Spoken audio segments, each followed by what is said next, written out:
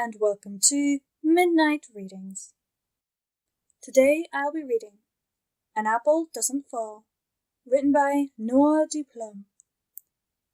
I apologize, I will be playing Big Macintosh, and obviously I can't do the greatest of voices for him, but I still hope you all enjoy.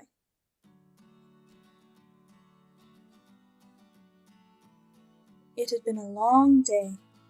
Tomorrow promised to be even longer.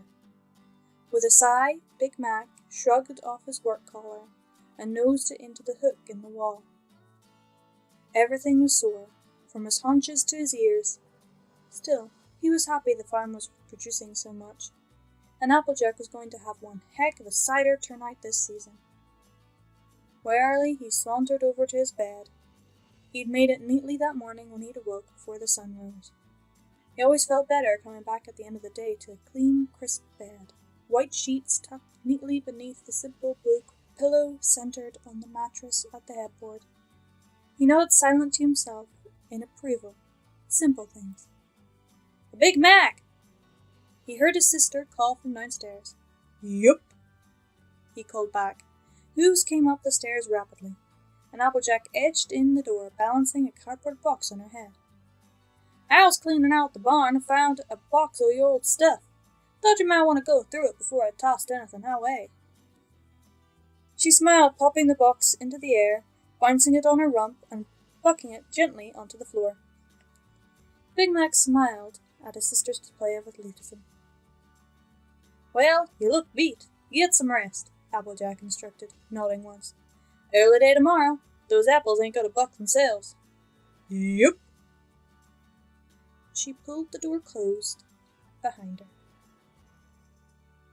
He crossed the room to the box, nosing the lid off, sneezing at the dust, and stared at the contents in silence. They were his college things. The acceptance letter his parents had framed from Horace U in Philadelphia, the ridiculous identification card photo he'd taken in freshman year, the first formula he'd ever drafted in his own. He rummaged through the box with a hoof and uncovered a stack of papers. My thesis. He leaned down and carefully extracted the yellow papers with his teeth, carrying them over to the small table at his bedside. He examined the hoofmanship. He'd been so young then, so confident in his theory, it was evident from his pen strokes. The bravado of a colt not yet marred by the reality of life. The first apple to ever attend college, much less attempt a doctorate. "Physics of Magic in Equestria," it read. "A dissertation by M. Apple." The day came roaring back like a dragon. He paced the hallway. Butterflies, with a wing power of 10, formed a tornado in his stomach. Mac was certain he was going to expel the oats he'd eaten earlier that morning, soon and violently. For the 19th time, he checked his mane in the reflective surface of the wall. It was still there. Just be cool, he told himself. The door creaked open. Mac nearly jumped out of his skin. Professor Hardhorn smiled gently. We're ready for you, Macintosh," she said. Taking a deep, steady breath, the red stallion slowly entered the room. It was not set up as intimidatingly as he'd imagined. The three professors sat at a table across from the presentation area with the podium. He nodded in greeting to each of them in turn. First was Professor Tuft. As cracking as he was ancient, head of physics of flight and dynamics department. The old griffin nodded gruffly in return, ruffling his feathers. Next was Professor Sand, head of the Earth and Science Department. Originally from Saudi Arabia, Macintosh was concerned with convincing her of his theory on earth ponies. Finally was Professor Hardhorn, head of Magic and Sorceries. The kindly unicorn gave him an encouraging nod as she took her seat. Mac cleared his throat. "Speak up, boy," Professor Tuft cackled. Mac took a deep breath and stood straight. "My name is Macintosh Apple. and I am here today to defend my thesis, which you have got a copy of before you, entitled Physics of Magic in Equestria. In it, I explain how magic is not inherited to unicorns, but evident and expressed in all pony kind. Here he took another deep breath, as 3 pairs of eyes met his in interest. It is my belief that magic, as we call it, is not so unique, and every pony is born manifesting some talent or another by the nature of being equestrian. I begin with unicorns. As dictated by common sense and modern knowledge, unicorns channel magic via the organic enhancement known as a horn. These ponies have an advantage, as the horn is a kind of magical antenna. Regardless of the talent indicated by the unicorn's flank marking, their magic is used to alter or otherwise change the world and reality around them.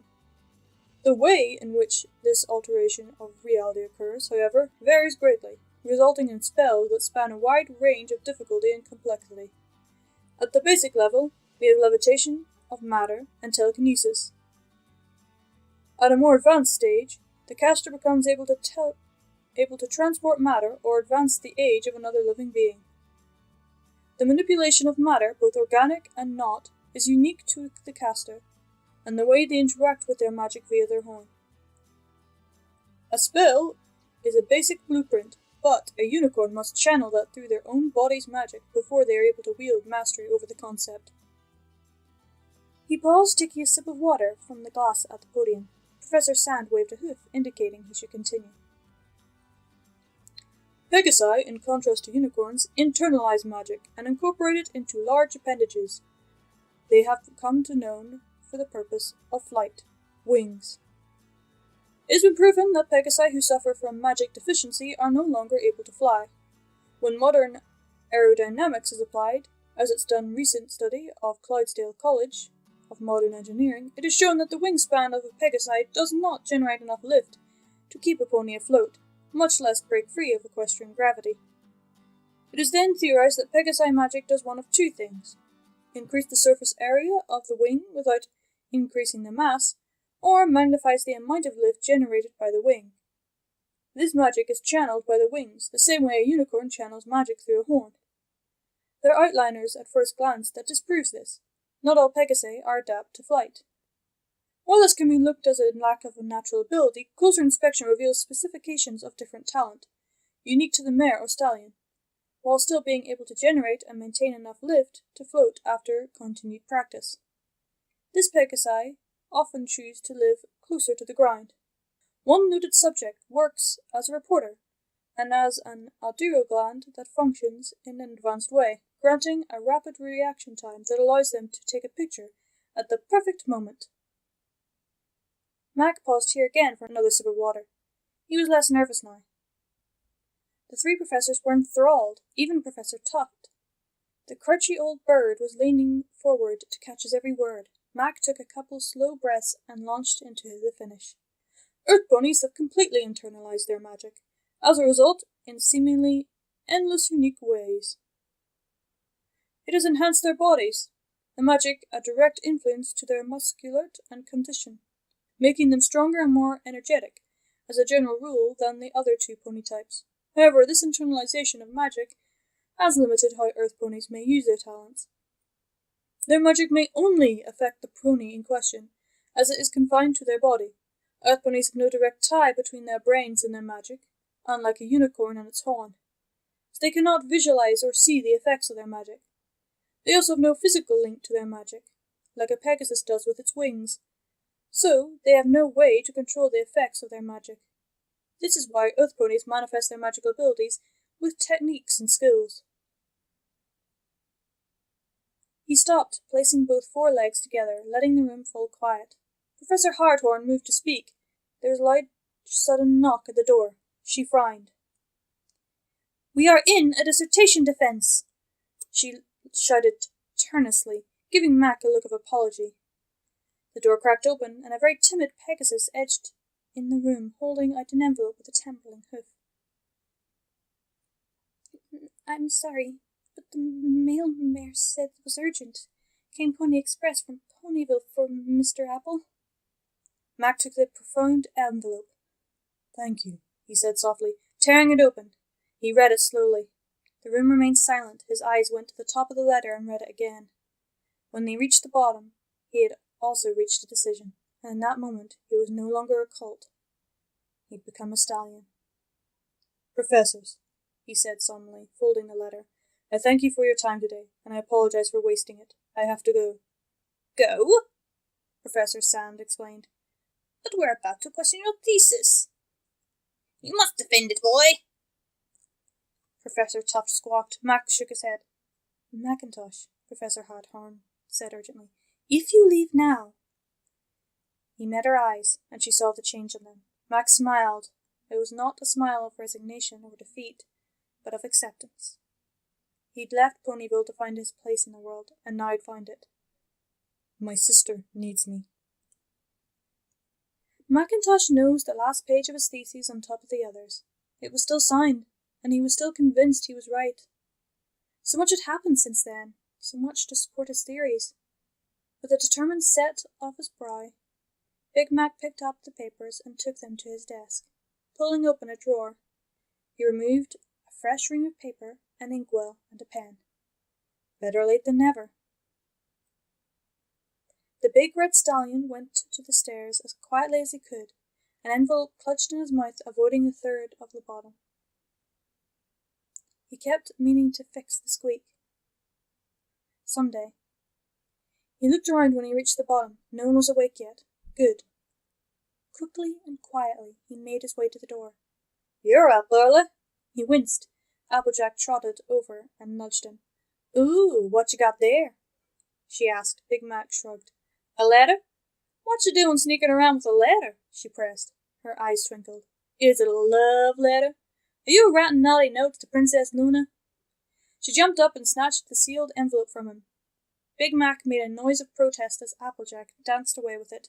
She stopped suddenly. Hey, this...